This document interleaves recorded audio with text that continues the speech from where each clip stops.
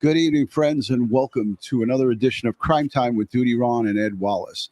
We are retired New York City police detectives and 9/11 World Trade Center first responders. If you like all things true crime related from the police detective's perspective, you're in the right spot. Hit that subscribe button, hit that notification bell, so you'll get all things Dutyron and this guy over here, Ed Wallace, when we go live or upload another video. Hey, tonight on a Forensic Friday, we're going to talk about the Idaho Four murders, the unknown DNA mixture underneath Maddie Mogen's fingernails. Our CSI expert, you guys know and love Ed Wallace. He's here to answer all of our questions as it pertains to the DNA. We're going to go over phone and computer data, geofencing warrants, the video of Bryan Kohberger's vehicle. We're going to talk about tire tracks that were taken off the street, that were photographed and documented off the street, his Amazon purchase list, and much, much more. In addition to that, Ed and I are going to take questions from the audience, live questions. So we'll pick a couple of folks from the live, but before we get going, Ed, let's say thank you to our Patreon supporters, the channel members, the replay viewers, the moderators, everybody who positively engaged. We haven't done one of these Forensic Fridays, I feel like, in over a year. But yeah, Ed, how you doing tonight? All right, doing good. Hanging in there, running around this morning, this afternoon, and so forth, taking care of business. But here we are, Forensic Friday. So these filings by the defense, it seems like, of course, Bryan Kohberger, he's not going to be able at the end of this say that he didn't have sufficient representation, because Ann Taylor and her team that is assembled on the defense side is, throwing out trying to get lots of evidence that is damning against their client, like, DNA, forensic stuff. These are things that will be detrimental to her putting on a successful case. And I wanted to get your thoughts, because you are a crime scene unit expert. For those of you who are new, Ed spent over 25 years in the NYPD, over 15 of those years, and Ed's going to correct me, we're in the crime scene unit in forensics. He's processed over 2,500 crime scenes. He's been to death scenes, and he worked at the medical examiner's office. Ed, what's your take on these latest filings? It's so much to unpack. Yes, there are so many filings in this case. As I was going through them, I mean, the litany of claims by the defense attorney, and requests to the judge, and sealing things and trying to get things tossed out is tremendous. So again, when I look at the totality of all the filings, you can't say that he was not represented appropriatly. You can't say he had ineffective counsel. But she was, in my opinion,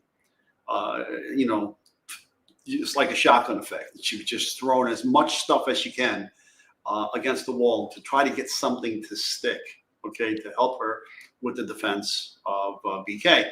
Now, had she stayed in the other jurisdiction instead of moving to where she was, she would be, yes, with Judge. She was basically, it was a much, let's just put it this way, he was a much weaker judge than the current judge that we have now. This guy is no nonsense.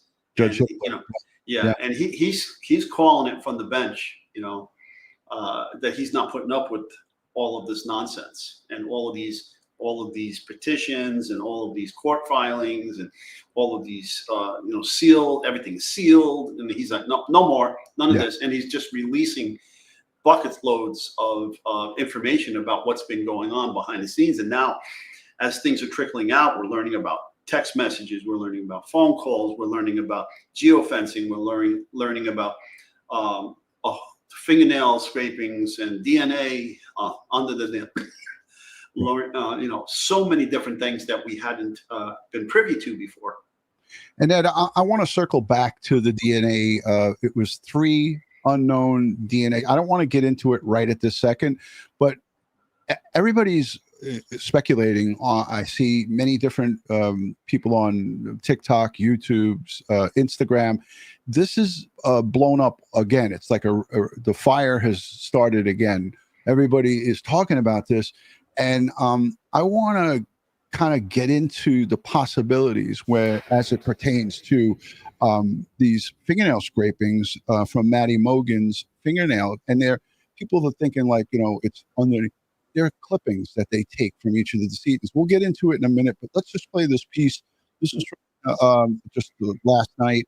I played a little bit of this on our show, but let's give the audience a little bit of what we're going to be talking about, and hold your questions to the end, because our expert, our CSI DNA expert, Ed Wallace, is going to take as many questions as we could possibly field from the live audience. All right, we have some breaking news coming into our newsroom right now in connection to the Idaho college killing case. According to new court filings just dropped, prosecutors allege that 2 of the surviving roommates were trying to reach the victims. This is according to these text messages. Prosecutors leading the case against the accused killer, Bryan Kohberger, have asked the court to admit these exchanges, saying that they, quote, present a sense of impressions and excited utterances describing the real-time reactions as to what was happening. The surviving roommates are expected to testify at the upcoming murder trial in August. Now, Bryan Kohberger's defense team, who says he is innocent, trying to keep these out. So as we bring this to our ABC News legal contributor, Shauna Lloyd, for more on this. So,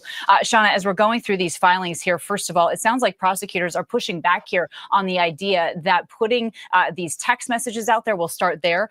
They say they're not hearsay, as the defense team would allege. They also note, Shauna, that the previous judge in this case in Moscow decided to allow some of these. And what the prosecution is really saying here, Shauna, is that this creates a timeline.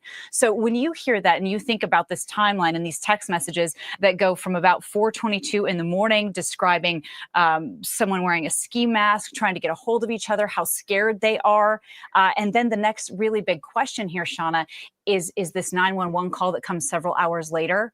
But another thing I want to point out here is a 10:23 a.m. text message exchange. So there's just a lot of dotted timeline here.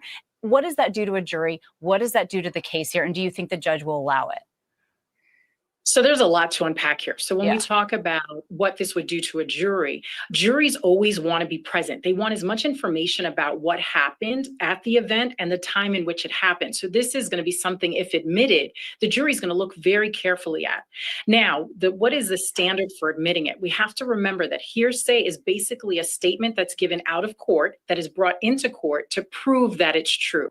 It's normally not allowed. However, there are a number of exceptions. As the prosecution is alleging, this falls under excited utterance. What is that? That's basically a statement that you say as something is happening. It's typically a statement that's uttered when there's a shocking or surprising event. And the idea— It's like a spontaneous utterance, right, Ed? We heard that a bit. That's the term we use, yes, spontaneous utterance. behind this exception is that you have not had time to formulate a story. Therefore, we can rely on the truthfulness of the statement. So when we look at these text messages, we see how close in proximity to time that what was happening in the house. We know that it was very close in time. They were clearly afraid in the text messages. So that's going to qualify for the type of event that spawns excited utterance. So when I'm looking at it, what I see is that this is likely to be admitted, maybe not all of it, but I do think a good portion of it will be admitted as the exception of an excited utterance to hearsay. And so in terms, again, here, also of the timeline and the hearsay argument in the 911 call as well, they note here that, you know, it's sad to read because at 4:30 in the morning, they're texting their friends, please answer, why aren't you answering? Then again, at 10:23 a.m., please answer, are you up? A reminder to our viewers here that the 911 call was not placed until 11:58, so even more hours passed there. And what prosecutors are saying here is that the previous judge ruled the 911 call also is not hearsay, and that it also helps them understand why the call came in for an unconscious individual, because if you remember this case, that had a lot of question marks around it. Absolutely. I mean, when we're looking at this 911 call, we have to remember, and it does provide a lot of context, because if we look at the text messages as they are and plain reading, it appears to be individuals who are nervous and scared that there is something happening in their home. So when we talk about 911 calls, the things that people say when they discover someone that seems to be unresponsive, those are typically going to fall under the excited utterance exception, because it's happening real time. And it's something that is going to normally shock the most individuals into making statements that are going to be truthful because they haven't had time to think about it. Ed, I got to stop it here because I don't want to lose my train of thought as it pertains to this part of the 911 transcript, Ed. And I got to bring us on for this because I was caught up really big time. I don't know if you watched the replay of what I did last night, but I looked for 10 minutes at the transcript, so I didn't have a lot of time to review it. But what really stood out to me as an NYPD detective and someone I've been at many gruesome crime scenes as a first responding officer. You know, you get a call for shots fired or someone shot, someone, unresponsive, and you come into a housing project, small apartment, and you have someone shot in the head or some gruesome crime scene, and you have people screaming and there's blood everywhere, and people are out in the hallways, you got people out in the lobby. When I reviewed the transcript, I didn't hear one person, and it was passed around to 4 different people, the phone. So we had 4 different people. Now, granted, maybe they didn't go and look, maybe they were scared to look, maybe there is an explanation for it, but we showed, and we did a complete show, Ed, about the blood dripping out of the foundation of that home. And the crime scene was described by the coroner, Kathleen Mabbitt, as bloody, gruesome, multiple stab wounds to each of the victims. Let's talk about it. You processed over 2,500 crime scenes. Any thoughts? Did anything about that seem odd to you? Yeah. Well, first of all, it seems like the blood was specifically located in the 2 bedrooms of the attacks, and very little blood was elsewhere in the house. Okay. And then there was blankets and bedding and carpet and hardwood floors, whatever the case may be. And a lot of the blood may have been absorbed in the mattress and the bedding and so forth. And then we had blood come down the wall and come out through the foundation. So maybe these people in their excitement did not look as thoroughly as, you or I would have looked. Okay. These are young college kids, who were, hyper at this time, very excited and not understanding what it is they were witnessing or looking at. But that said, so I take everything that happened on that phone call to 911 with a grain of salt. We didn't hear the call. We didn't hear the audio. No, we didn't hear the audio, but we had the transcript. Right. Okay, so when you read the transcript, I'm looking at it. What I see is a bunch of very young people. Maybe immature, overwhelmed by the totality of the circumstances there and not processing the information that they're actually seeing there or what's being said. And even the 911 dispatcher can't get this right because, she's being told about an unconscious person, right? And even that wasn't clear. Who was unconscious? Did one of the roommates pass out? Or are they trying to describe one of the victims as being unconscious? Right. And that's that's a part that could explain this whole thing, is maybe, as we heard early on, the early reports, when, we've reported on this from early on, it was said that it was one of the 2 surviving roommates that passed out.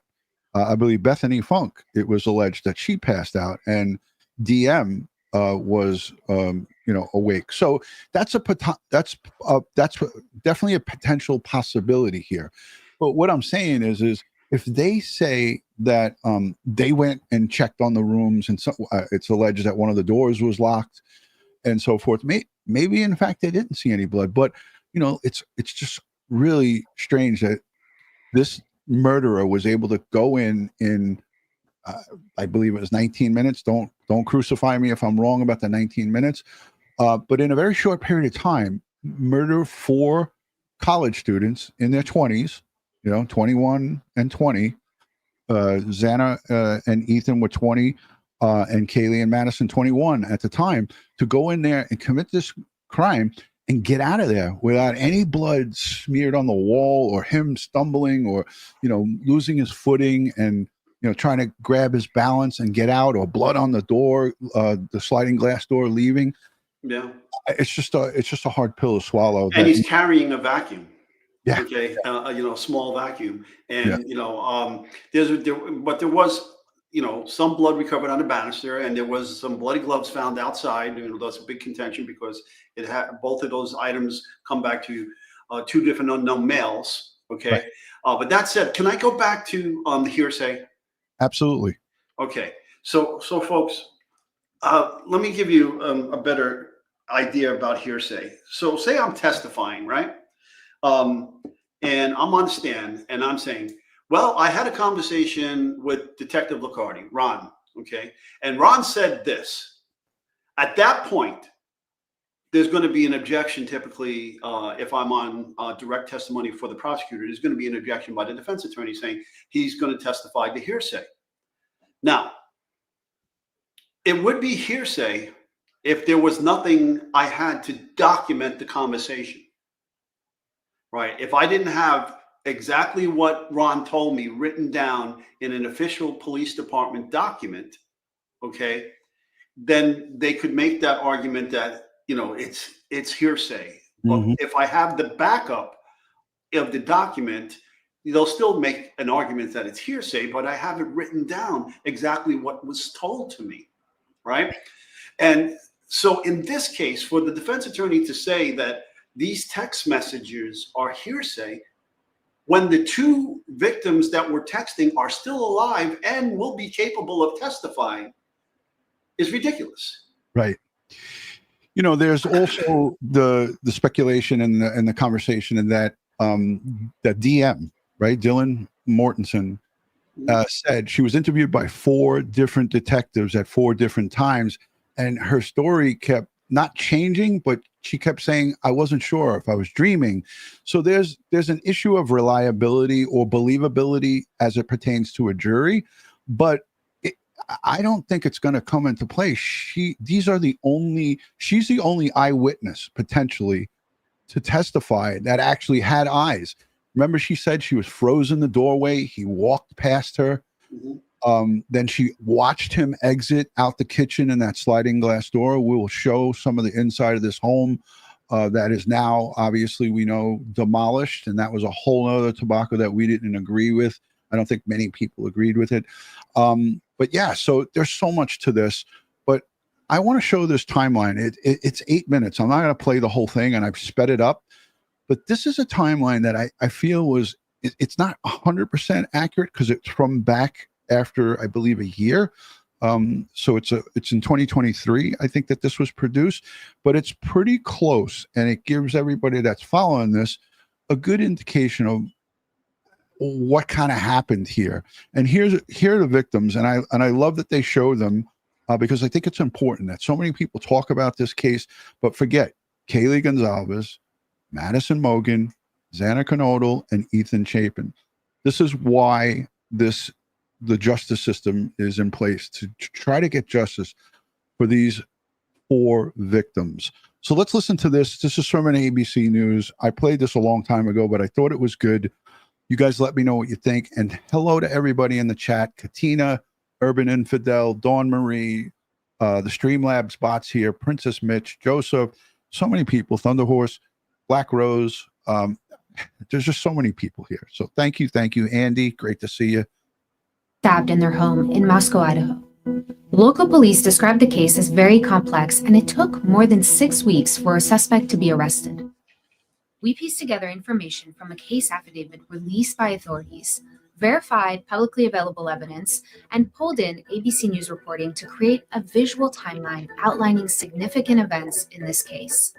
I'm Emmanuel Saliba, a senior reporter with ABC News. It's around 9 p.m. local time on Saturday, November 12th in Moscow, Idaho. According to an affidavit released by authorities, Xana Kernodle and her boyfriend Ethan Chapin are seen hanging out at the Sigma Chi house. It's about a 5-minute walk from their off-campus house on King Road. Xana's roommates Kaylee Gonzalez and Madison Mogen are at the Corner Club. It's a historic sports bar in town. I really did want to play this for a couple of really good reasons. One, it's a good timeline. And number 2, this is going to tie into what we're going to talk about next, and that's the DNA, the three unknown sets of DNA, right, Ed? Correct me if I'm wrong, because you're the expert at DNA. Underneath the clippings that they took from her fingernails. So when they took Maddie Mogen's fingernail clippings, they came up with 3 sets of unknown, and it doesn't say male, it just says unknown DNA. Out at this corner club, it's packed. It's a Saturday night, college town.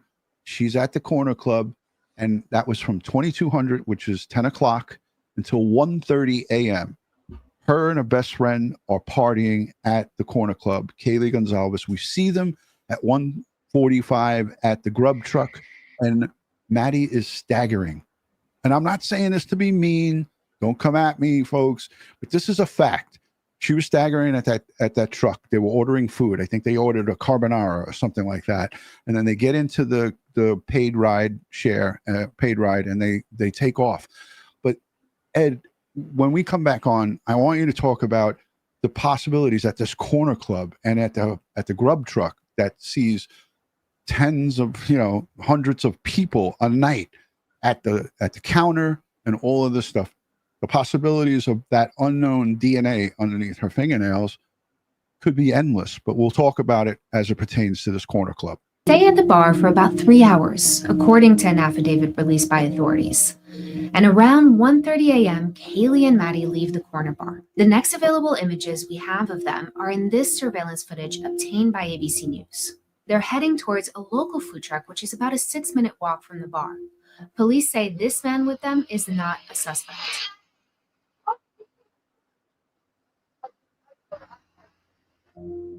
This is the grub truck. They have been streaming live on Twitch since about 10 p.m. And around 1:41 a.m., we see all 3 of them walk into frame. Maddie and Kaylee order food. Have a good night. Hello. Welcome back. Thanks. I think I would like the carbonara.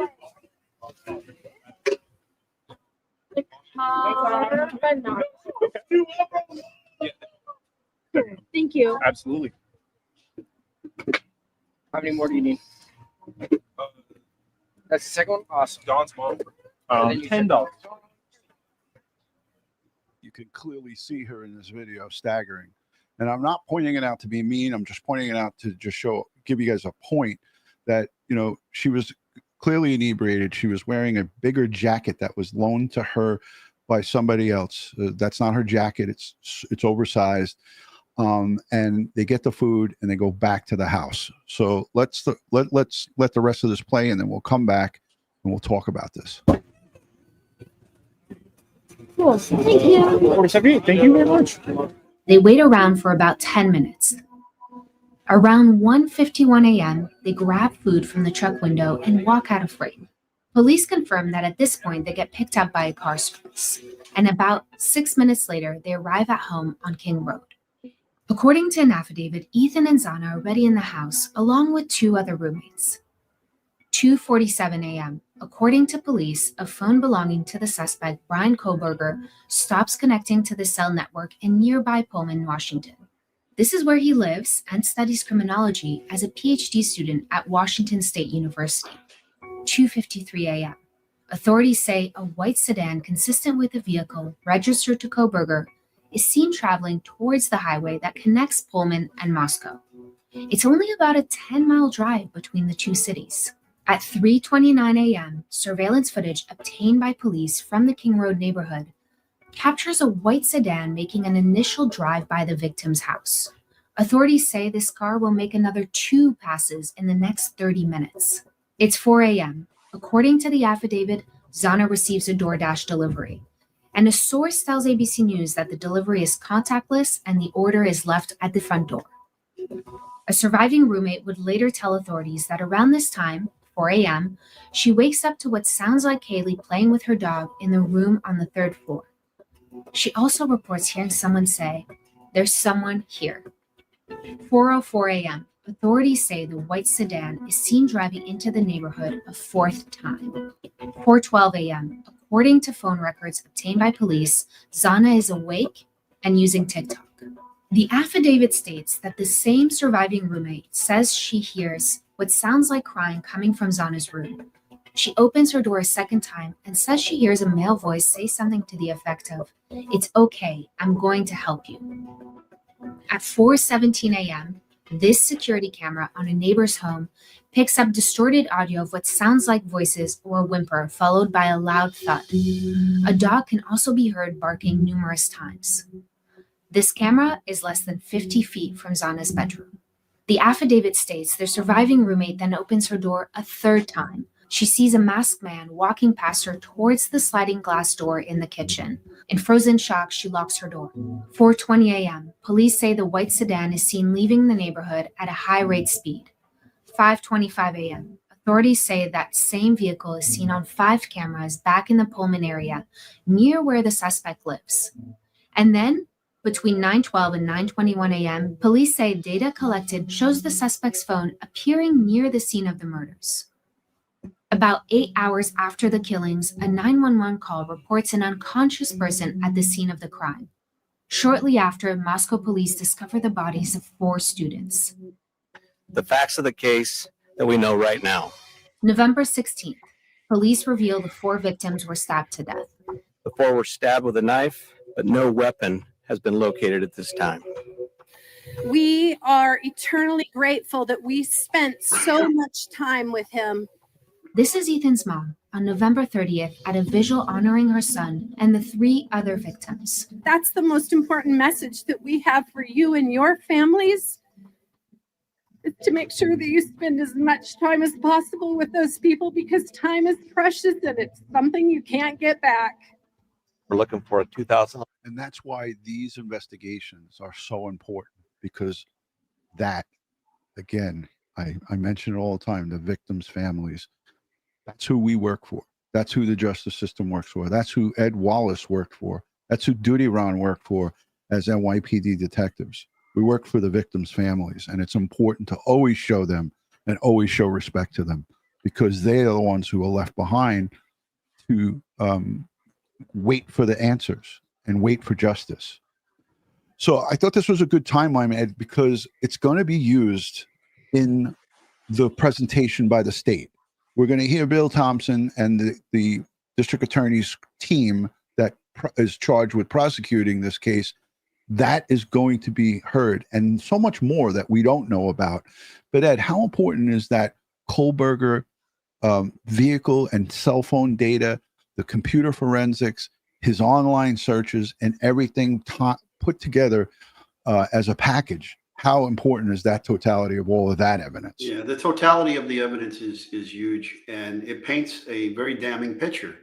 Okay, I mean, you know, he's going to have to overcome all of that. So he's going to have an explanation. Now, I know the burden of proof is not on him, but when you have evidence of this type, and the abundance of it coming in and being given to the jurors, okay, how is the defense going to explain this? Now, you may say, oh, well, they don't have to explain it. Oh, okay.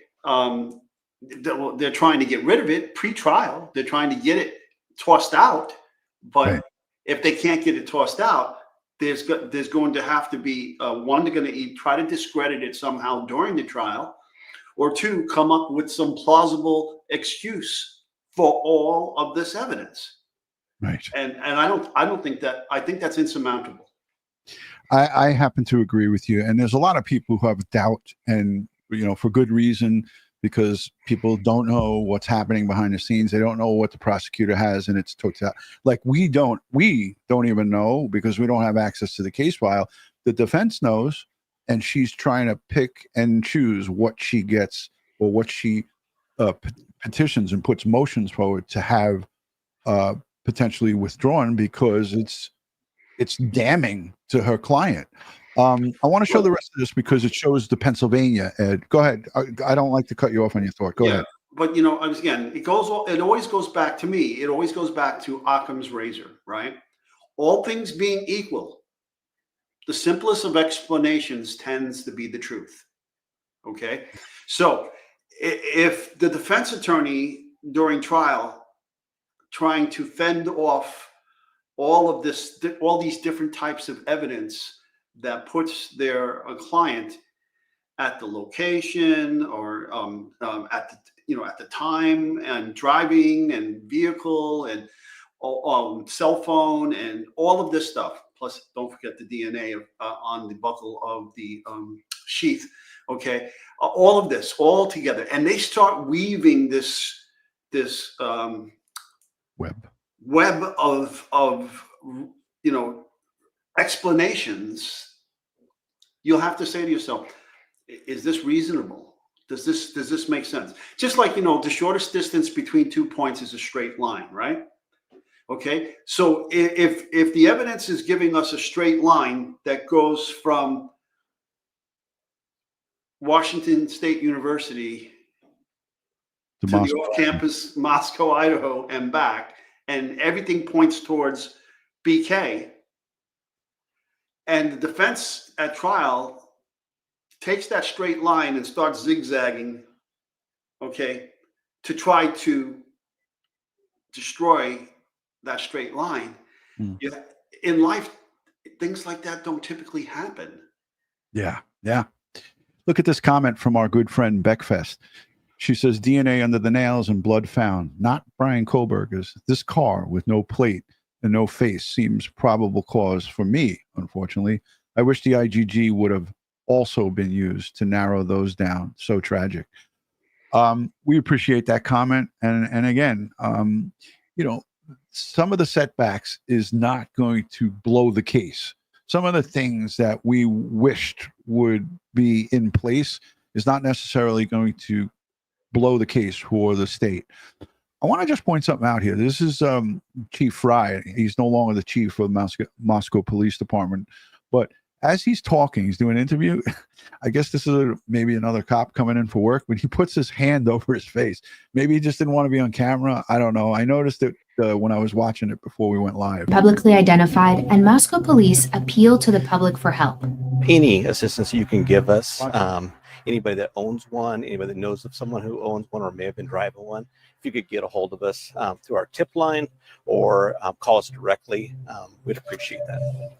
December 15th, Kohberger and his father are driving eastbound on I-70 when they get pulled over by a Hancock County Sheriff's deputy. Hello. How y'all doing today? Good. Take a look at your driver's license real quick if I could. See, right up on that van, man. You right up on the back end of that van. So you're coming from Washington State University, and you're going where? Oh. We're going to be going to Pennsylvania. Oh, okay. Yep. We're trying too much to drive for hours, days.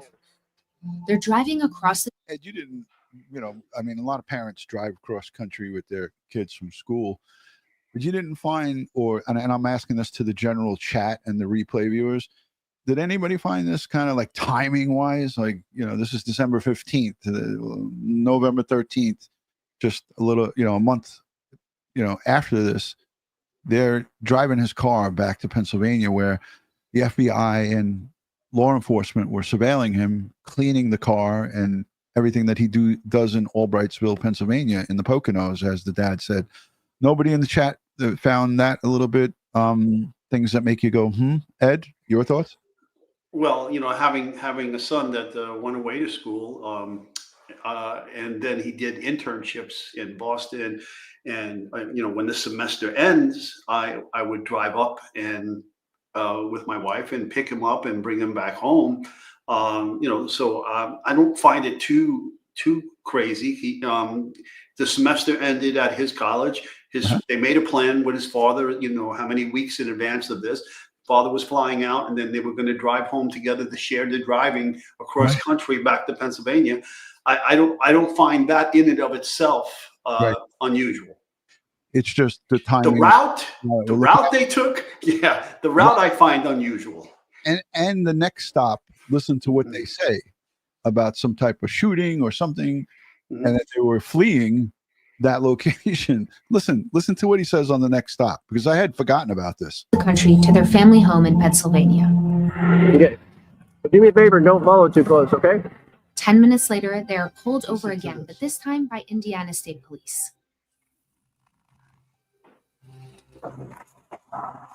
Both departments would later say they had no identifying information on the suspect at the time of these stops or the alleged vehicle involved. The Indiana State Police added in another statement that its agency wasn't directed by the FBI to make the traffic stop. 15 days later, Kohberger is arrested in. All right, so I guess this wasn't the one that they said it, but do you remember that they didn't show the whole stop here, but in the whole stop, which is available, you could hear the father and Bryan Kohberger say there was some type of police shooting, and they were trying to get away from that, which I thought was weird. Anybody else remember that? Let me know in the chat. Tiffany Knox says, I remember. I know I'm not going crazy because they definitely said something weird like that. But yeah, it was like out of the blue. Really had nothing to do with the car stop. Right. Just weird that they brought it up. This is an overhead drone shot of the garage and some of the surveillance. This is where they were looking at him in the driveway, going in and out, and so forth, doing the cleanup of the car, December 30th, 2022. Why isn't it playing now? See what I did? I screwed it up, Ed. Now it froze on me. All right. So the rest of that is just a short little piece of them executing the search warrant and then placing him under arrest and then bringing him back into Latah County. Ed, let's talk about the DNA under Maddie Mogen's fingernails and the possibility there. Could you please explain to the audience potentials, what your thoughts are as an expert? Well, here's the deal. Okay, that DNA of a mixture of three different people could have come from any source, or could have come from one source, could have come from multiple sources. So how did they get from their residence to the club? Okay, and during that transportation to the club, were they touching anything or touching any people? Now they're at the club and they're partying and they're dancing and maybe they're touching people. Okay, we don't know the exact source of the DNA. Nothing said there was blood under the fingernails, right? And it wasn't discussed yet that this was skin cells. Right. So we don't know what the actual source of the DNA is. Could it be sebaceous gland material? Could be oils? Could be sweat? If you're at a club and you're dancing and you're touching men are touching women, women are touching men, whatever the case may be, all right? Could have been at the food truck, right? Where there's touching going on. That jacket, one of them was wearing. Whose jacket was that? Was it a male's jacket? It was a male's jacket. From right. So could putting her arm into the sleeve, running her fingernails down the inside of the jacket, picked up some sebaceous oils from the pores and sweat and so forth from that jacket, and then got underneath her nails. Did she get in a car?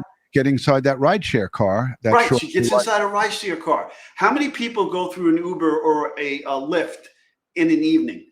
Okay, especially on an evening like this, club nights, college kids. They're not cleaning the back seats of these cars between occupants. So if you just touch the surfaces in the car, the seating material, whether it's fabric or leather, whatever the case may be, then you can transfer that material under the nails as well. And especially in an Uber or a Lyft, you may have like 4 or 5 different persons' DNA that you just transfer to your clothing, to your hands, to your skin, to underneath your fingernails. Yeah, look, hand in pocket, says Tiffany Knox. Yeah. Moonlight View said debit card touch or debit card machine touch. I mean, Ed, you've educated our audience so well because look at these answers. Look at these possibilities. Yeah, I'm looking at them. Yeah, that's awesome. Yeah. When you touch the ATM buttons, who touched the ATM buttons before you? Right. Okay. See, or elevator buttons, ATM buttons. I don't know about any of you, right? Because of this stuff, right? I never use. My wife does this too. She taught me actually. I never use the tips of my fingers. Your knuckles? I use my knuckle. I do too. Mm-hmm. My wife does the same thing in elevators, ATM machines. remember during COVID, we were putting gloves on, or some of us would use like a paper towel or a tissue or whatever. It was almost like what Bill Murray did in What About Bob, right? He would use the tissue to open up the door. Those of you who have seen What About Bob. But yeah, so, I mean, many people in the true crime sphere, true crime enthusiasts will be like, oh, that's it. It's not Kohberger. It's a done. It's a wrap. I do say it's a legitimate question to ask. How, if there was a fight say with Ethan, or it was alleged that Kaylee Gonzalez put up a fight, according to her father, Steve, he said that she put up a fight, and even the coroner, Kathleen Malbert, she said it appeared that one or more had defensive. Remember that, Ed? She said defensive wounds on the inside of the hands, and again, like, you know, we have to discuss this. And my apologies to family or anybody that's watching that's, you know, close to the family, but these are all things that come into play. But people are concerned of no DNA left behind by Bryan Kohberger other than the knife sheath button. You know, why no smears on the wall? But we don't know. I haven't seen the inside of the crime scene. Have you? Has anybody else seen the photographs and videos and the 3D laser scanning of 1122 King Road? I haven't. Prosecutors, the defense, the investigators, those are the only ones that have seen that inside gruesome crime scene. Ed, you got something up on the screen? What do you got? Yeah, I have what appears to be a Polynesian name. Am I wrong there? Is that a Polynesian name? If so, mahalo and aloha. Well, he said Ed is doing a great job explaining why someone's touched DNA may be on a sheath when a person hasn't touched it either. No, not exactly. I'm talking about a mixture.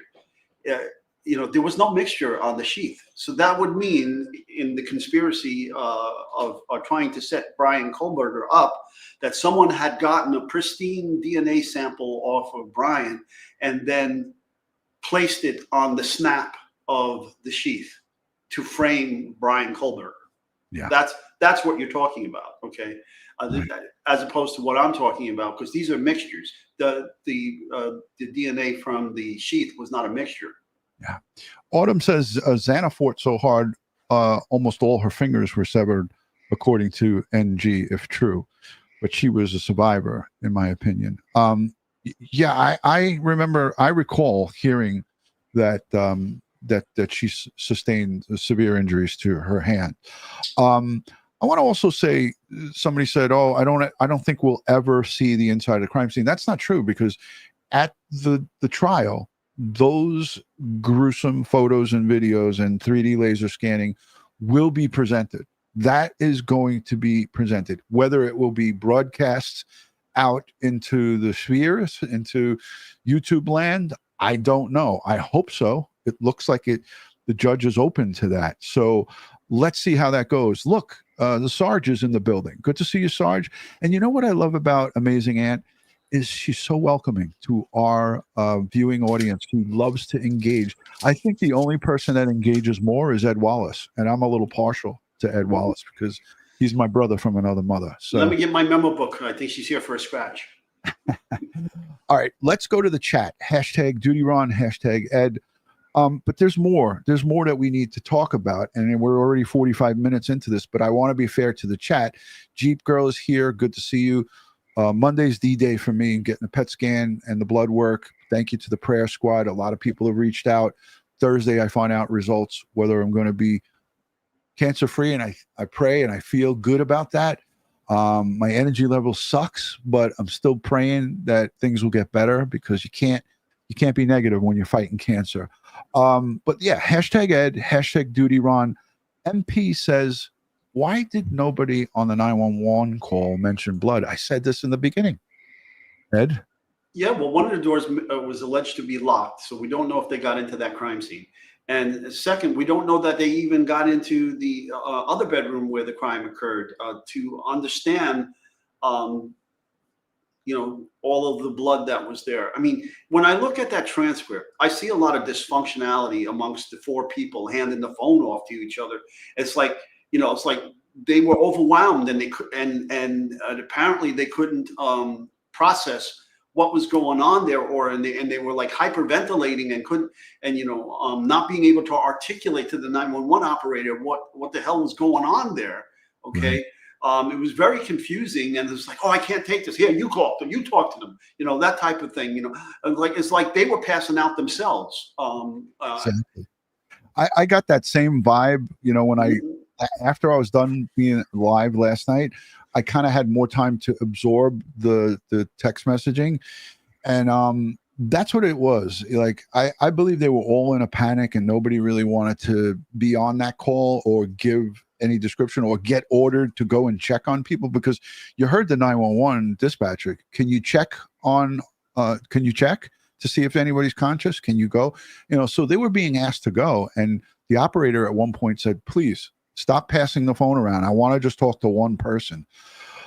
Ed, you see anything in the chat? I got, I'm going to pull up the 911 transcript, because our good friend Oblivious Benson did us a favor, and she did something cool with it where we can show everybody. Let me pull this up. Ed, you see anything? Yeah, we got here a question.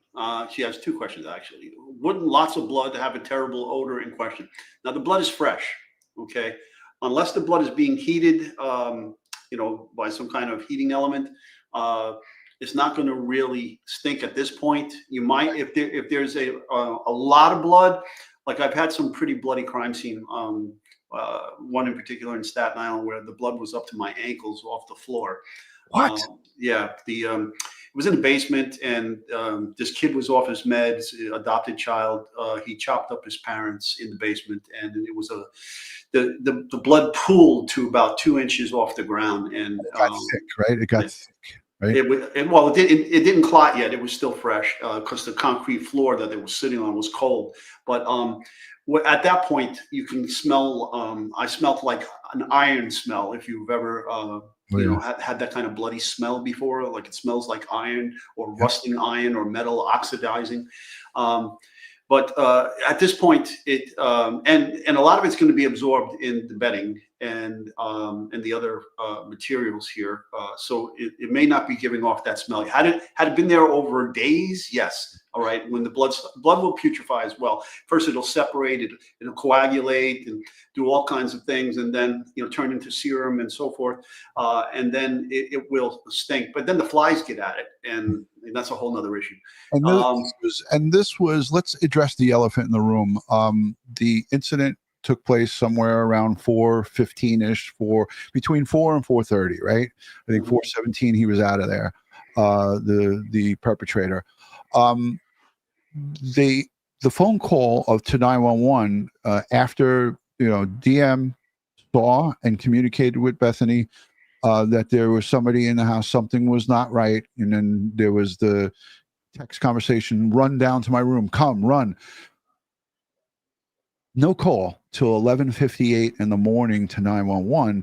Okay, we opine that possibly they, in fear, got just went to sleep in fear.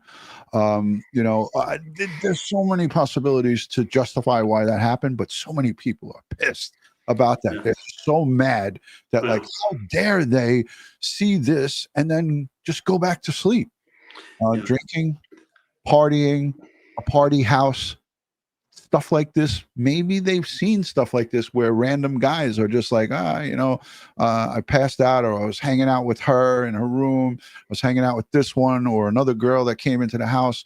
We were in a room, and then, maybe it's commonplace that guys just kind of stumble out of there at 4 a.m, and maybe they just didn't think it. This is the party house, right? But get back to her second question. Hopefully the DNA analyst should be able to determine through series of testing, microscope, and so forth, what the source of the DNA is. Now, I see Joey Brooklyn.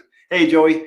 You want to kind of jump off topic here with the Gene Hackman and why. I do have some thoughts on that, and we'll talk about it in another show, I guess. Shame on you, Joey. Shame on you, Joey Brooklyn. I love you, brother. All right, so here's the things that I want to show. So thank you to Oblivious Benson. Okay.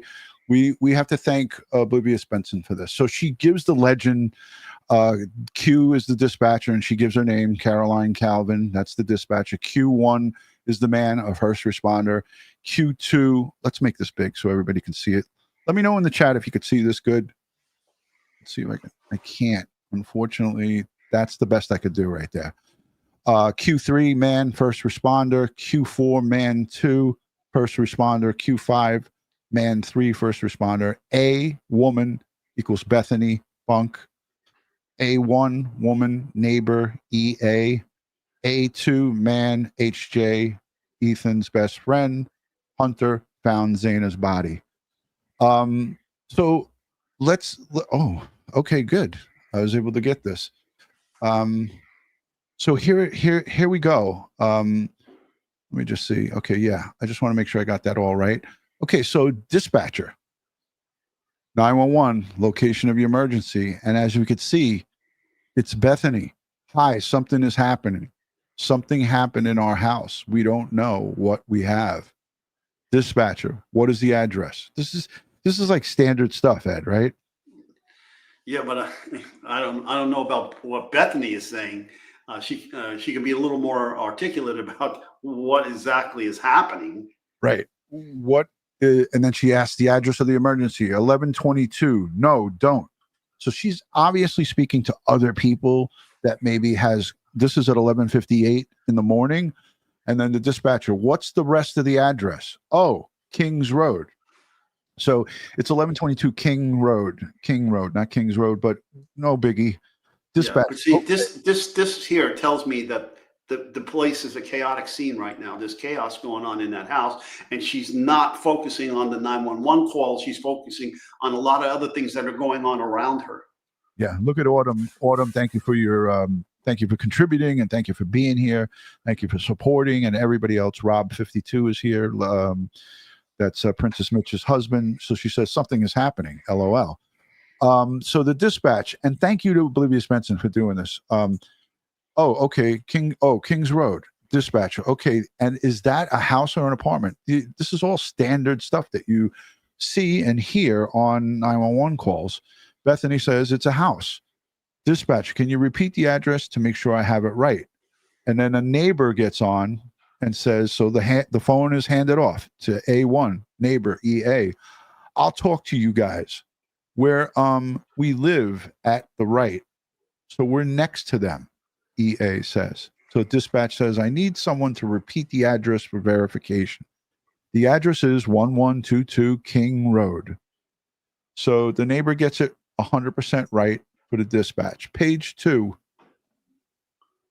Let me get this bigger so we could see it. Okay, I got to be able to read it. Dispatch says, and what's the phone number that you're calling from? And then the neighbor says, what's your phone number? She's asking for the phone number of this phone that she's holding, right, Ed? You think? Yes. Okay, so Bethany is giving the number or part of the number, and then the neighbor says, what's the rest? So the dispatcher says, okay, and tell me exactly what's going on. Let me know in the chat if you can see this, you can hear this. This is as large as I can make this this chat. Okay. So the dispatcher says, okay, tell me exactly what's going on. And the neighbor says, one of the roommates who's passed out and she was drunk last night and she's not waking up. Now, does this mean that it's Dylan? Well, there's no name here. The neighbor should have asked Bethany, what is the name of this person that's passed out? And then she says, one of the roommates, this is the neighbor talking, who's passed out and she was drunk last night and she's not waking up. And then Bethany says, no, we saw. So these are bits and pieces of this. We saw what? And then the dispatcher says, okay.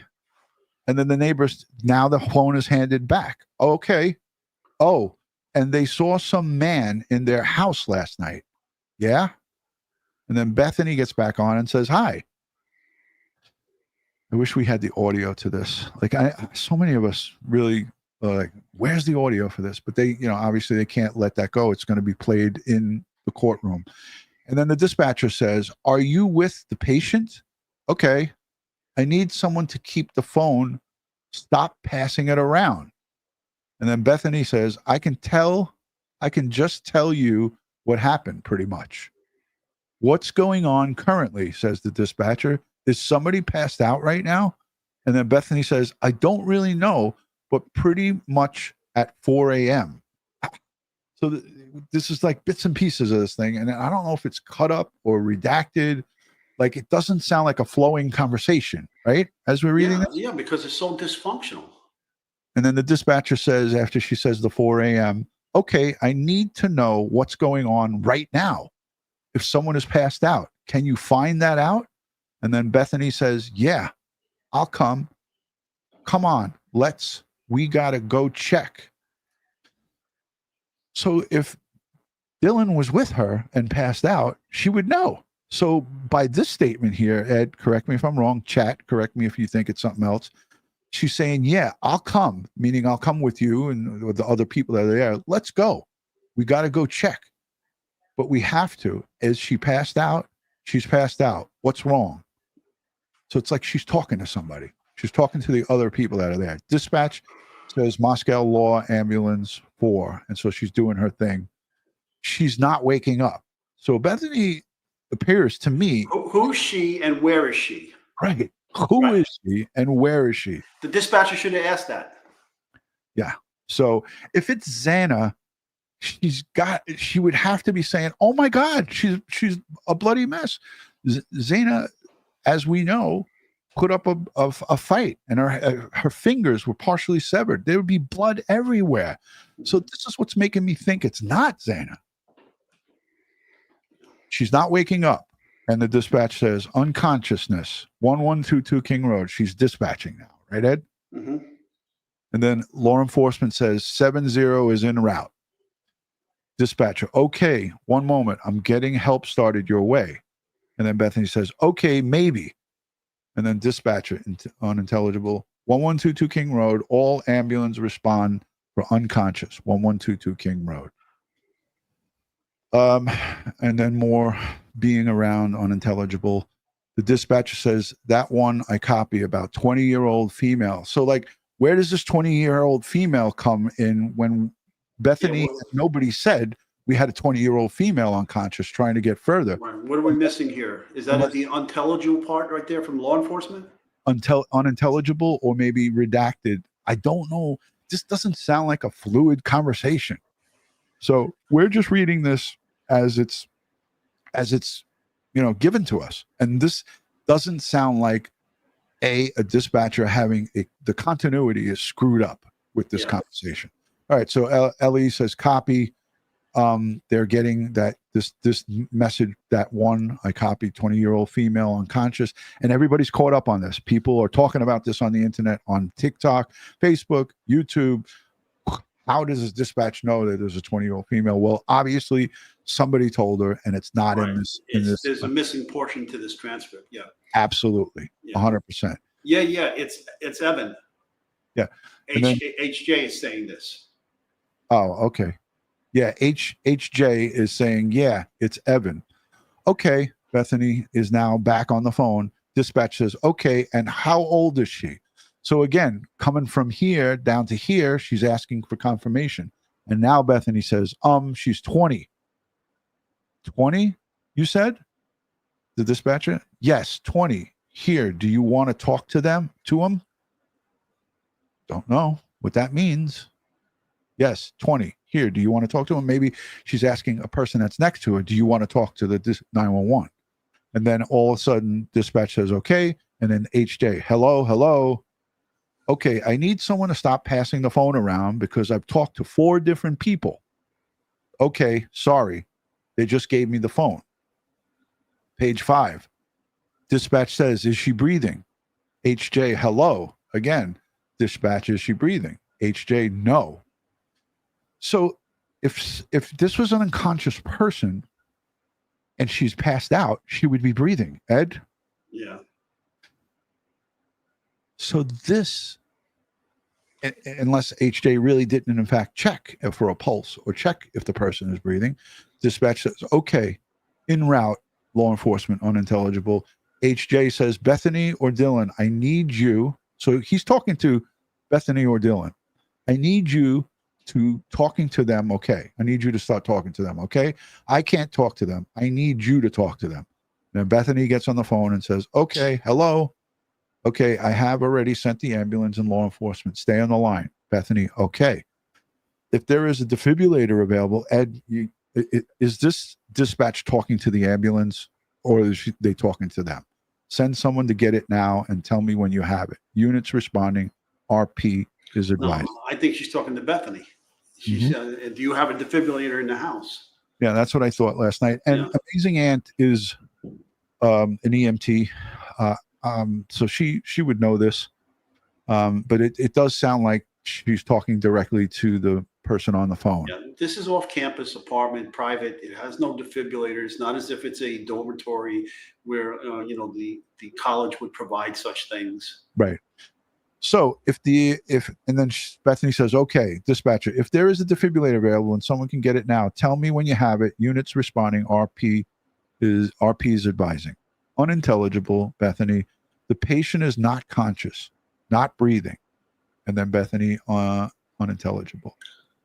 All of these people that are on this transcript should have been interviewed by law enforcement, and then the correct story about what transpired when they entered the house, when they woke up, who they called, what they did should come out in trial. Yeah, absolutely. Kelly Dime is trying to, I guess, tell people in the chat, look, a defibrillator shocks your heart into rhythm. It's the two shock things that go in paddles. They call paddles. Yeah. Right. I don't know the terminology. Ed, you want to take over? What does it do? How does it work? Well, it produces an electrical charge, and then you have the two paddles, and you place the paddles on either side of the heart, and you try to stimulate the heart back into to beating. Into rhythm. How many people in the chat here actually have, and be honest, how many of you have a defibrillator at home? I don't. I know that they have them, in like certain locations, fire departments. Like when I went up to Rockland County and you were doing the training, they had one there. I saw it. But that's an EMS and fire station. Listen, I was a landlord, and we didn't have defibrillator. We had fire extinguishers. We had smoke detectors and carbon monoxide detectors, but not defibrillators. Not defibrillators. No. We were not mandated to have. Okay. So dispatch says, unconscious, not breathing. Do you have a defibrillator? And Ellie says, this is where Ellie responds and says, yep. Yes, we have one. Yeah, because Ellie is reporting right now, unconscious, not breathing. But nowhere in here does it say Ellie is on scene. Right. It says it right now. But are you talking to the officer? And she says, yes. And this is where it ends. Okay, I'm going to let you go since you're there and he can help you since he's there with you. So Ellie answered about, do you have a defibrillator? Right. Because you know how we work, right? When we get on scene, we tell Central. Yeah. 80, we're 84, right? What is? Well, I can't remember what the code is. Was 84? Yeah, 84. That was it when we were on scene. Yeah. All right. So a lot of people answered no. I didn't see many people say yes. And if you do have one, God bless you. I mean, that's cool. Mm-hmm. Okay, so I'm gonna let you go since you had the police are there with you. And she says, okay, thank you, bye. People found this odd. This okay, thank you, bye with Bethany. I don't know. I think she was just being polite. But yeah, like they didn't seem. There was no screaming. There was no urgency. There was no, oh my God, there's blood. That all had me shaking my head. So Moscow 46 says out, copy. And then LE number 4 comes on the scene and probably went into one of the rooms and entered and said, I think we have a homicide. I mean, a homicide. I think we have a homicide. Right. And this person is the the third law enforcement officer to go over the radio. Right. Okay. Look, when we had the noise complaint at the house months before and prior times, remember 3 or 4 cops would respond, and some guys on foot, some guys, in an RMP, the radio motor patrol car. But noise complaints, they show up 2, 3 deep because it's always a lot of kids and, you never know what's going to happen. But now, you have 4, LE number 4, Moscow 46 out. LE number 4 says, I think we have a homicide. And then LE number 5 on the scene in Moscow, engine 20 is en route. LE4 1370. These are codes. 70 unintelligible. 107 I related. And then that's the end of it. You know, I get so frustrated when I see that transcript, and you know, because the kids, you know, the kids weren't able to intelligently explain to the dispatcher what's going on. The dispatcher couldn't get control and you know, get answers either. Didn't ask enough pointed questions. You know, to elicit more information. Yeah. I want to say thank you to Michael Joseph Murray for gifting 10 memberships early on. Endless Blooms, a member for over a year, says, hi, Dutyron and Ed. Good to see you both. Good to see you. Beckfest, member for over 19 months. Thanks, guys, for everything. Happy Friday. This is a Forensic Friday. Nana L, thank you for becoming a new member. Stacy, thank you for gifting 5 memberships. Beckfest, that was her. I think we answered this question, or we highlighted it prior. CK sends us some Canadian cash. I hope we don't get a tariff on that, Ed. I've made it to alive. Questions. 1 glove at the scene and 1 glove found in his closet at his apartment. Am I reaching? Love your channel. We'll see, because they also found the Bissell vacuum, and they took the canisters from it. Well, we don't know the results of that. I'm sifting through all the filings here, trying to see what other forensic evidence they've recovered. Right. Heather, whatever, thank you. A member for over 30 months. I pray for you every day with gratitude. I appreciate that. And thank you to everyone who's praying, not only for me, but for Ed and everybody else here. Jeep Girl needs prayers. She's fighting cancer as well. Heather, whatever, thank you for gifting memberships. Monica Mo Preciado, she said, would they identify who the DNAs I belong to? And if so, would they find them and question them to rule them out? Forensic Fridays are my favorite. Ed? Well, if they were able to produce a genetic, I mean, these are mixtures now, so they have to try to get as much genetic profile material as possible. But if they're able to get a genetic profile in order to put it in, or if they have some other people that they want to consent or a warrant to get their DNA and compare it to what they found here in this mixture, or the Bannister DNA or the glove DNA, they haven't done it. Let's just put it that way. They haven't done it, and they could do it. I don't know why they haven't done it. I know there was an argument saying, hey, if they would try to it, they were going to lose the sample. But at this point, you're going to trial. I say do it, and if you lose it, so what? You tried, attempted. Thank you for the $10. Quits and Chapin. I know I've screwed that one up. I've been following this case since the beginning, and I still can't get my head around it. This crazy case and too many curves. Thank you. Take care, Ron. Well, thank you for the support. Yeah, this is a roller coaster ride of a case, and in part to, with the defense putting in all these motions to dismiss stuff, it's making it drag out, a long way. There's been the Amazon searches and the purchases. They're trying to suppress all of this. They're trying to say it's the algorithm, that was sending him this information, and he wasn't actually doing the searching. Now you have to click on these things. I mean, yes, there are, they monitor what sites you visit and what you're looking at, especially if you're doing like Amazon type purchases, and they'll start sending you advertisement for those types of things. Right. Okay. Right. All right. But so you have to initiate that. It's not as if the AI is a mind reader and just start sending you commercials for things that you're thinking about. You had to have gone to these sites and done some research. Yeah. Emily is a member for over 59 months, 30 days to 5 years. Love our long-term thing. It's a long-term thing, Emily. Thank you for being here with us all that time. You were the very first channel member. When we enabled channel memberships, Emily was the first. I do want to say condolences to one of our our subscribers here who posted early on in the show that she had just recently lost her father. So condolences for that. Oh my God, yeah. Many condolences go out to you. The loss of a parent is a tough one. We've all been through it. I mean, myself, I know, Ed, you got both of your parents there. Yeah. You're blessed, my brother, definitely.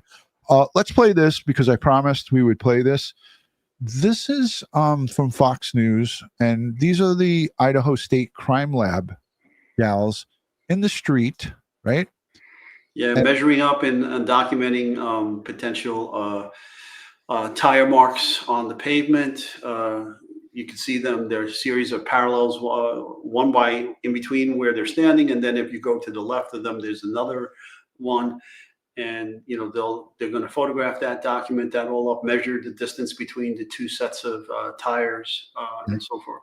Let's set this up because this is Forensic Friday, ladies and gentlemen. This is the Idaho State Crime Lab outside of the 1122 King Road residence, just a little bit up the street. When they pull back and you see just going up this way, so 1122 is up this way. And that's the entrance to the front. These are tire tracks in the street, and I don't know if you guys could see it. And when I put my cursor there, but it's right there where they're standing, right, Ed? To her right, Yeah. we're looking at this. They were in the middle of the two tracks. Shit, I knew that was going to happen. I'll get it back. Ed, you like to laugh at me when things go wrong, but it's all good. That was Chris Pratt, right? Yeah. I'm like, shit. Now I got to watch a family commercial. moves it. Now to add insult to injury, we got to watch a commercial. Son of a bitch and Bob. I'm not watching the commercial. Holy shiitake mushrooms. Shiitake mushrooms. All right. So, what could they do with this as we watch this gosh darn commercial? What in the trial? Will those tire tracks be able to, could they match what they're taking photos of? And well, if there's enough information in the tread on the pavement, what they can do is compare it to the actual tires on BK's car, right, to see if they're the same. Well, again, there are two types of evidence, right? Class characteristics and individualistic. So first, they're going to do class characteristic and see if the class characteristics match, so that they can give you the size of the tire and the name brand information. Then, if they measure in between those two sets of tire marks, and they're looking for I'm having a brain fart here, but the wheelbase. The distance between the two sets of tires to see if that distance matches the same wheelbase as Bryan Kohberger's car. So that's all class characteristics. All right. Now, if there's any individualistic information in those tire marks, like if you over time, tires get worn and tires get road damage, right, and then the tires can become unique. Just like footwear, okay? like the Van shoe impression that they have at 1122 King Road. I know a lot of people forgot about that. Right. But so yeah, if they have that individualistic characteristics there, then a tire impression expert will try to compare all the tires on BK's car to the information that they're collecting here and see if there's any individualistic evidence that they could say is consistent with a specific tire on BK's car. And this shows that, again, like I said, when I was trying to get this to stop, and I won't dare try to stop it again because I don't want that to happen, but there's the entrance to 1122 King Road. So this is the Idaho State Crime Lab truck, and these are the two girls. They're entering the data. And now you can see it perfectly. This is the entrance right here to the right, where my cursor is, where that new screw is set up. And we could be hearing about this work that they're doing here at the trial, matching up those tire impressions to the 2015 Hyundai Elantra. So this is important stuff, and a lot of people just forget about this, and they just completely put this out of sight, out of mind. But this shows in conjunction with the cell phone data, the geofencing, the DOT cameras that pick him up, and the camera 50 feet or so away at the next house with the pumpkins on it picks up his car. And there's that fight now where they're saying that the FBI didn't have a good picture, and then they said they had a good picture. Ann Taylor's trying to get that thrown out as well. Why? Because it's devastating to her case, showing a white Hyundai Elantra driving around in that neighborhood at the times of these murders. And also driving back into his campus, getting back home earlier that morning. Correct, Amundo. And then coming back. Yeah, and coming later back to the scene of the crime. To the scene of the crime. Because he wanted to either retrieve that knife sheath when he said, "Oh shit," the knife sheath was left behind, or he just was doing what a lot of perps do, is come back to the scene of the crime to gawk. I think he came back to the scene of the crime because he hadn't heard it reported on the news. Like, what's going on? Yeah, what's going on? How come they haven't uncovered this 8 hours quadruple homicide? Listen, Ed, I want to just take a minute to ask everyone to please take a moment to hit that thumbs up button, hit the subscribe. It's free to do it. We took out an hour and 20 minutes here on a Friday night to hang out with you guys on a Forensic Friday. We greatly appreciate the engagement, not only now right here live, but also the engagement in the comment section afterwards, because Ed is like a cyborg. He's going to scan the comments and he's going to be like, doo, doo, doo, answering, boom, boom, boom. I think we're one of probably a handful of creators that actually engage with the live and the replay chat. So I don't know if you guys appreciate that. Let us know that we answer a lot of comments. It takes a lot of time, even if it's a 1-word or a 2-liner or a 1-liner. It takes a lot of time to actually answer out your comments, because we feel that if you take the time to ask us a question or leave us a comment, that we want to answer as many of them as we can. And that's part of our commitment to you guys in the true crime community. What do you got, Ed? Well, it's a good question from beautiful Messy Ball. Howard driving 2,500 miles from Pullman. Well, what happened there? Oh, I'm sorry. That was me. Okay. How would it affect the tire impressions?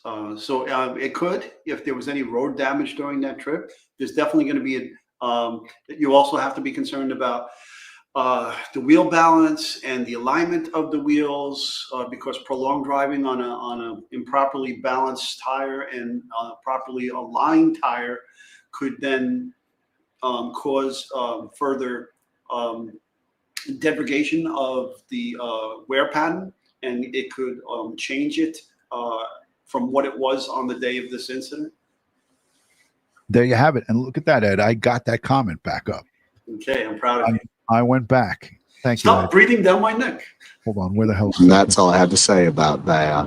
Oh, my favorite. My mom always said, breathing down my neck. There it is. That's my favorite. Far as and that's all I have to say about that. This is supposed to be a happier kid. Okay, I'm not playing. You know what the best thing about getting shocked in the buttocks is? The ice cream. Oh, the ice cream. Shut up for my friend. Oh, Jesus. All right, so we're playing around now. Let's get back to these questions. Here's Josh's family. Joshua Hernandez would be proud of you, Ron. Your channel rocks. I believe that's Josh's sister. I'm almost certain, but it's one of his family members. If it's not a sister, it's somebody from the family. So thank you for the super chat, and we miss Josh tremendously. I mean, wow. So yes, big time. Thank you for that.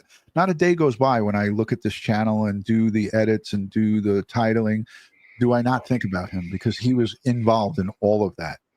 So yeah, we miss Josh so much. Thank you, Joey Brooklyn. Thank you.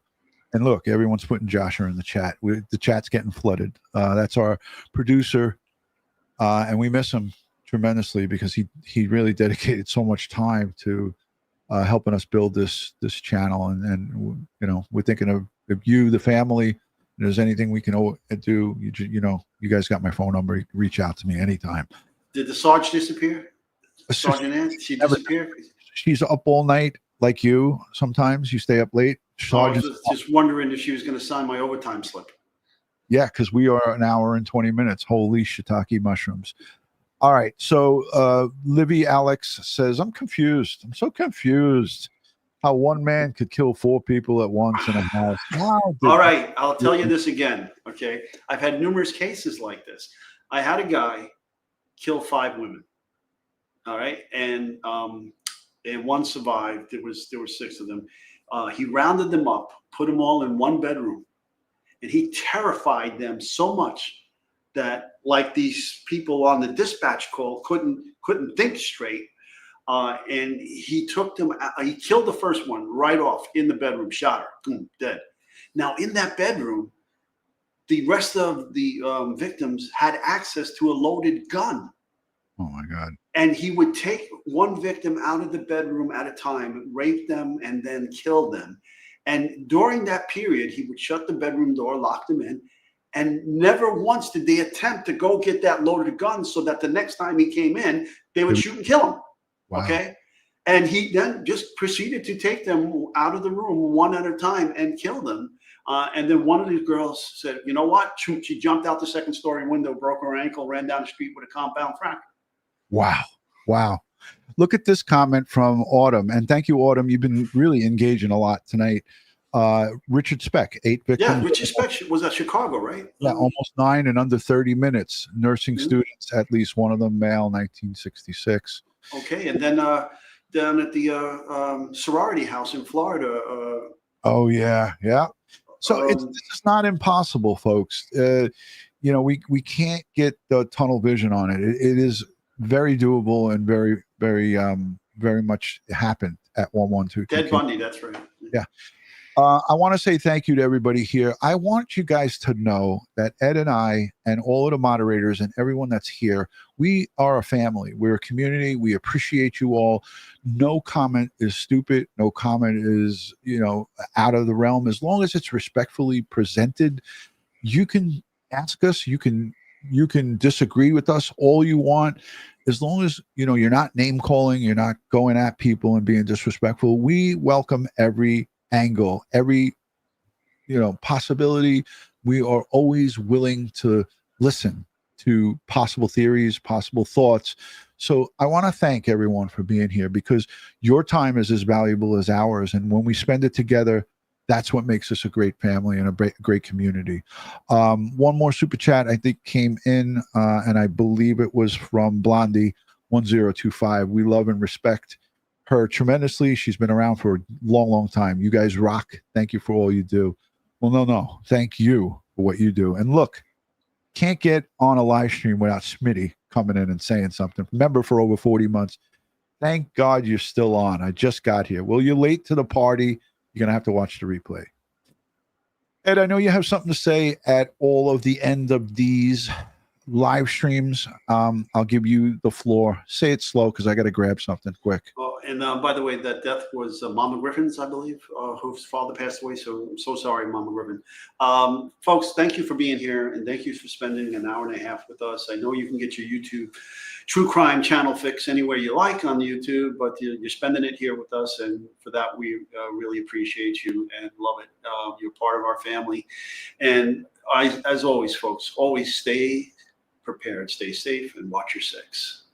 Amen to that, Ed. Thank you so much. Just got to give me 2 more seconds because I want to grab something here. Hold on, Ed. Grab a question if you could. Okay, great question. Let's see. I don't see any questions, but so okay. So Ron and I we're supposed to get together tomorrow for my birthday. We were going to share a meal together with the missus. Not sure that's gonna come through fruition because of other pending matters here of more importance than my birthday. But I did have a good birthday with my family and enjoyed a good meal together with my mom, my dad. They're in their 90s, and my kids and my future daughter-in-law, and my 2 best friends in the whole world, Tom and Ellen, and we had a great time. My wife surprised me with a really nice gift, something that I was looking at, but I would have never purchased it for myself. But she went out and got it for me, and I'll keep what it is a secret. Are you ready? Thank you, Ed. I'm ready. And what Ed was alluding to is that our dog, our family dog, Oscar, is going to be 17 in May. His health is declining, and we're not quite sure if he's going to make it through the weekend.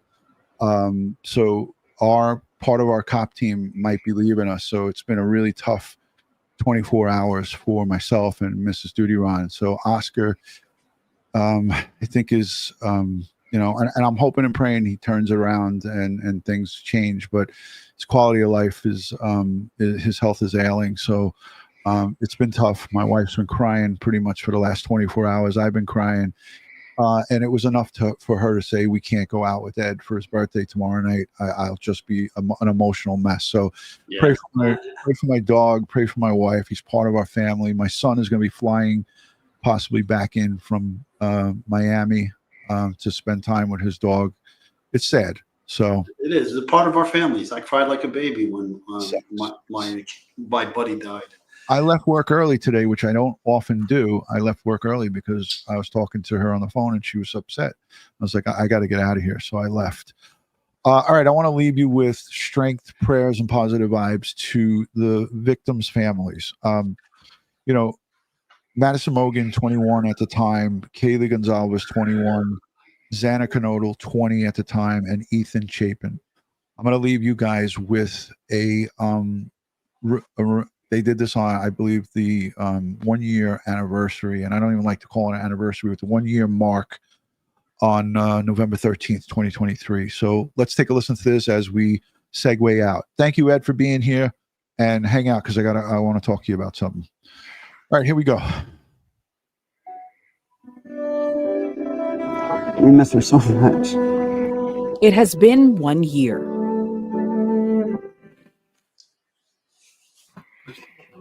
Since 4 students were murdered. Xana Knodel, Ethan Chapin,